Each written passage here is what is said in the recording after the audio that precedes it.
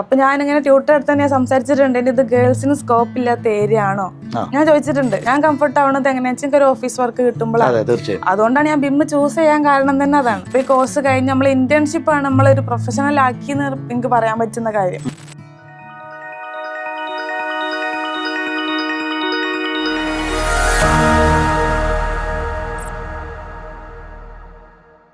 In today's session, I am pleased to introduce the BIM students who have successfully completed their training and now placed in a top MNC company in Cochin.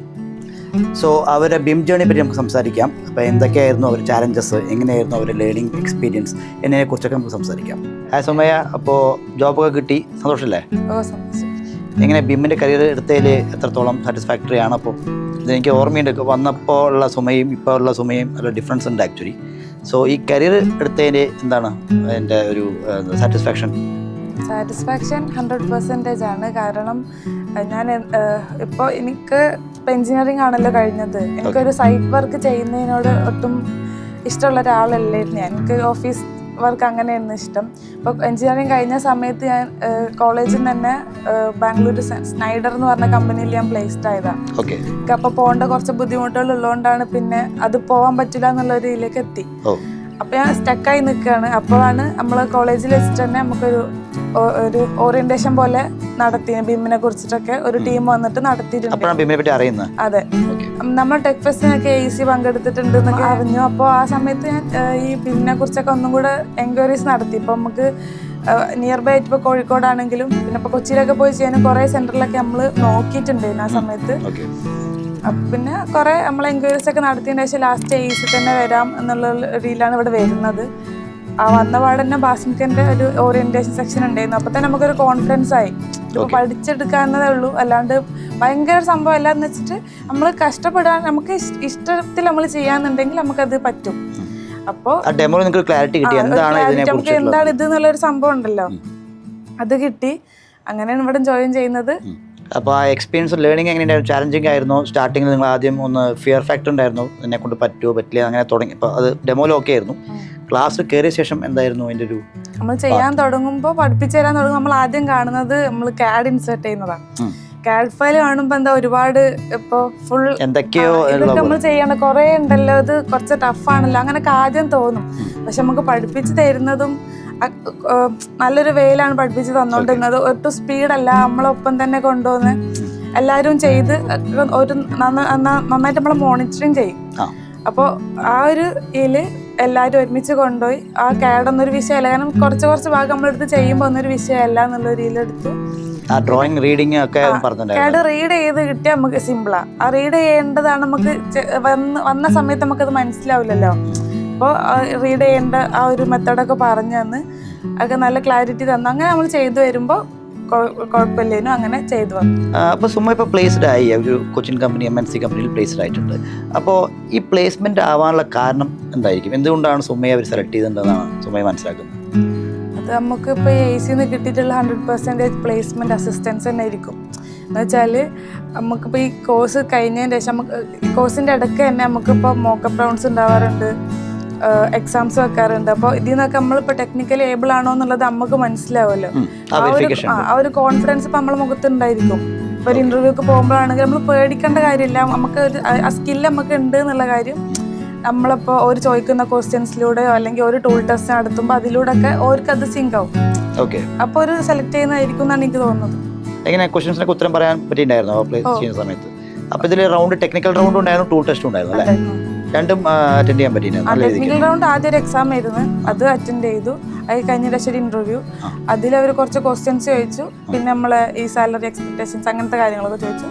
അതിന് ശേഷം അവർ short list ചെയ്തിട്ട് അതിൽ നിന്നാണ് tool ടെസ്റ്റിലേക്ക് നമ്മൾ list ഇട്ടത്. ആ ലിസ്റ്റിൽ വന്നു, ടൂൾ ടെസ്റ്റ് കഴിഞ്ഞു, പിന്നെ ഫൈനലായി. അപ്പൊ അതിലൊക്കെ നമുക്ക് പേടിയില്ലാണ്ട് ചെയ്യാൻ പറ്റുന്ന വെച്ചാൽ അത്രയും ട്രെയിനിങ് ഇവിടുന്ന് കിട്ടിയോണ്ടായിരിക്കും. ഇപ്പൊ ഈ കോഴ്സ് കഴിഞ്ഞ് നമ്മൾ ഇന്റേൺഷിപ്പ് ആണ് നമ്മളൊരു പ്രൊഫഷണൽ ആക്കി എന്ന് എനിക്ക് പറയാൻ പറ്റുന്ന കാര്യം. അത്രയും നമ്മൾ ഇപ്പൊ ഇന്റേൺഷിപ്പിനെ കണ്ടതും നമ്മളെ ട്യൂട്ടേഴ്സ് നമുക്കത് തരുന്നതും അത്രക്കും പ്ലാൻഡ് ആയിട്ട് ഓരോ സാധനങ്ങൾ ചെയ്യുമ്പോൾ നമ്മൾ അത് അയച്ചു കൊടുത്തിട്ടും അതിലുള്ള ക്ലാഷസ് പറഞ്ഞു തന്നിട്ടും ഇതിലെന്താണ് ഇനിയിപ്പോൾ തിരുത്തേണ്ടത് ഞാൻ എന്നുള്ള കാര്യം അവർ പറഞ്ഞു തന്ന് കറക്റ്റ് ഒരു പ്രോപ്പർ വേയിലാണ് നമ്മൾ ഇന്റേൺഷിപ്പ് പോയത്. അതുകൊണ്ട് തന്നെ ആയിരിക്കും ഞാനൊരു പ്രൊഫഷണൽ എനിക്കൊരു കോൺഫിഡൻസ് വരാൻ കാരണം എൻ്റെ ഇന്റേൺഷിപ്പാണ്. ബിമ്മ് പഠിക്കുന്ന സമയത്ത് വേറെ എന്തെങ്കിലും ഓപ്ഷൻസ് നിങ്ങളുടെ കയ്യിലുണ്ടായിരുന്നു, അതോ ആരെങ്കിലും വേറെ ആൾക്കാർ പറഞ്ഞാൽ ബിമ്മ് വേണ്ട, ഈ കരിയർ എല്ലാം ബെറ്റർ, വേറൊരു കരിയറാണ്, അങ്ങനെ എന്തെങ്കിലുമൊക്കെ കൺഫ്യൂഷൻ ഉണ്ടായിരുന്നു സ്റ്റാർട്ടിങ് സ്റ്റേജിൽ? ഇല്ല, ബിമ്മ് ഞാൻ ചൂസ് ചെയ്തതാണല്ലോ. ഇപ്പൊ വീട്ടിൽ നിന്നാണെങ്കിലും എല്ലാവരും ആണെങ്കിലും ഇപ്പൊ എനിക്ക് എന്ത് വർക്ക് ചെയ്യണം, ഞാൻ ഏത് ഫീൽഡിൽ വർക്ക് ചെയ്യണം എന്ന് ഞാൻ ആണ് ഡിസൈഡ് ചെയ്യേണ്ടതെന്നുള്ള ഒരു തന്നെയാണ് ഫാമിലി നിന്നത്. സപ്പോർട്ടിങ് ആയിരുന്നു, എല്ലാവരും സപ്പോർട്ടിങ്. ഇപ്പൊ എങ്ങനെ ഫാമിലിയൊക്കെ വളരെ ഹാപ്പിയാണ്? വളരെ ഹാപ്പിയാണ്. കാരണം പ്ലേസ്മെന്റ് ആയത് എങ്ങനെ, ഇപ്പൊ കോഴ്സ് കഴിഞ്ഞു, ഇന്റേൺഷിപ്പ് കഴിഞ്ഞു, ഒട്ടും ലാഗ് അല്ല. അടുത്തത് പ്ലേസ്മെന്റ് ആണ്, നമ്മൾ പ്ലേസ്ഡ് ആയി.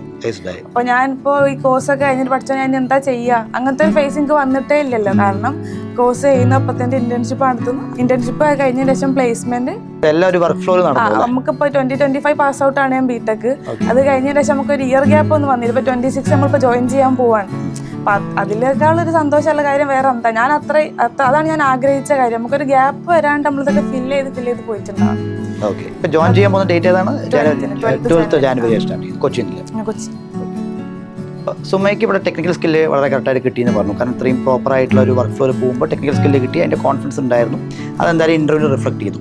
So apart from technical skill വേറെ എന്തെങ്കിലും സ്കില്ല് നിങ്ങൾക്ക് ഇവിടുന്ന് ഗ്യാദർ ചെയ്യാൻ പറ്റിയിട്ടുണ്ടോ? ഈസി ഓഫ് സ്കിൽസ് എന്തെങ്കിലും കിട്ടിയ അങ്ങനെ എന്തെങ്കിലും ഐഡിയ ഉണ്ടോ? ഇത് സ്കില്ലാണോ എന്നുള്ള എനിക്ക് അറിഞ്ഞൂടാ. ഇപ്പോൾ എന്താണ്, ഇപ്പം നമുക്കൊരു ടീം ഉണ്ടല്ലോ, ഒരു ടീം വർക്കാണ് ആക്ച്വലി. നമ്മൾ ഈ ബാച്ച് മൊത്തം ടീം എന്ന് ഉദ്ദേശിച്ചത് നമ്മൾ സ്റ്റുഡൻസിനെ മാത്രമല്ല, നമ്മൾ മാനേജർ സാറ് ഇവിടുത്തെ ശരിക്കും ഒരു ബോസാണ്. പക്ഷെ നമ്മളടുത്ത് ഒരിക്കലും ഒരു ബോസ് ക്യാരക്ടർ എടുക്കുക, അല്ലെങ്കിൽ നമ്മളെപ്പോഴും സാറെ കാണുന്നത് നമ്മളതിൽ ഒരാളെ പോലെ തന്നെ. അപ്പം ആ ഒരു സ്പേസ് ഒരാൾ തരുന്നത് അത്ര ഇമ്പോർട്ടൻ്റ് ആണ് നമുക്ക് അവിടെ നിന്ന് പോകാൻ. എന്ന് വെച്ചാൽ ഇപ്പോൾ ഒരു കോഴ്സ് ചെയ്യുമ്പോൾ നമുക്ക് അവിടെ ഒരു കോൺഫിഡൻ്റ് ആയിട്ട് ഇഷ്ടപ്പെട്ട് നമ്മൾ ചെയ്യുകയാണെന്നുണ്ടെങ്കിൽ നമുക്ക് ആ സ്പേസും കൂടെ ഇഷ്ടപ്പെടണമല്ലോ. അപ്പോൾ അത് ഞാൻ സാറെ അടുത്ത് നിന്ന് കണ്ടത്, സാർ ഒരിക്കലും നമ്മളടുത്ത് ഒരു ബോസി പോലെ ബിഹേവ് ചെയ്തിട്ടേ ഇല്ല ഇതുവരെ. അപ്പോൾ അതൊക്കെ ഒരു നല്ല കാര്യം പോലെ തോന്നുന്നു. അപ്പോൾ നമ്മളൊരാളെടുത്ത് എങ്ങനെ പെരുമാറണം എന്നുള്ളതും അതൊക്കെ എനിക്ക് ഇവിടുന്ന് കുറച്ച് കിട്ടിയ പോലെ തോന്നുന്നു. അപ്പോൾ നമ്മളെ ട്യൂട്ടേഴ്സ് ആണെങ്കിൽ ഒരിക്കലും നമ്മളൊരു ടെൻഷൻ അടുപ്പിക്കുക അല്ലെങ്കിൽ പ്രഷർ ചെയ്യുക ഒന്നും ചെയ്തില്ല. നമ്മളെ കൂടെ ഫ്രണ്ട്ലി ആയിട്ട് സാറാണെങ്കിൽ നമ്മൾ ടീം മൊത്തം അങ്ങനെയാണ് നമ്മുടെ അടുത്ത് നിന്നിട്ടുള്ളത്. അതുകൊണ്ട് തന്നെ നമ്മൾ ഈ ബാച്ച് മൊത്തം പ്ലേസ്ഡ് ആണ്. അത് ഒരേ കമ്പനി, ഒരു MNC കമ്പനി. അതാണ് ഞാൻ കാണുന്ന ഏറ്റവും ഒരു വലിയ കാര്യം എന്ന് പറയും. അപ്പോൾ ഒരു ടീമിന്റെ ഒരു എഫക്റ്റീവ്നെസ്സും ഒരു കൊളാബറേഷൻ മൂടൊക്കെ നിങ്ങൾക്ക് ശരിക്കും, പിന്നെ എങ്ങനെ ഒരു ഓഫീസിൽ പെരുമാറണം, ഒരു പ്രൊഫഷണൽസ് ഒക്കെ നിങ്ങൾക്ക് കിട്ടിയില്ല. Thanks lot. ആക്ച്വലി നമ്മൾ എന്നെ പറ്റി പറഞ്ഞാലും വളരെ